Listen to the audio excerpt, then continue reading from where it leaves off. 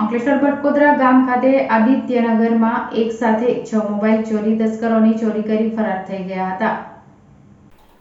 બનાવની વિગત અનુસાર અંકલેશ્વર ભટકોદરા ગામ ખાતે આવેલા કાપોદ્રા પાટિયા ખાતે આવેલા આદિત્યનગર 2 ખાતે રણજીત બાભણિયા અને અન્ય 6 વ્યક્તિઓ મકાન ભાડે રાખી રૂમ પાર્ટનર તરીકે રહે છે। ગત 25 મેની સવારે અન્ય એક રૂમ પાર્ટનર નોકરી ઉપર જવાનું હોવાથી સવારે 6 વાગે ઉઠી ગયો હતો।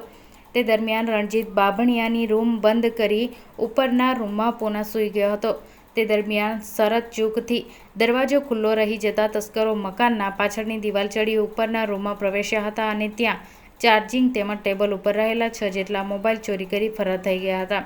સવારે અન્ય રૂમ પાર્ટનર ઉઠતા ચોરી થઈ હોવાનું માલુમ પડ્યું હતું, જે આધારે સવારે પ્રથમ EFIR અને ત્યારબાદ GIDC પોલીસ મથક ફરિયાદ નોંધાતા પોલીસે કુલ 6 મોબાઈલની કિંમત ₹1,65,590ની ચોરીનો ગુનો નોંધી વધુ તપાસ શરૂ કરી હતી।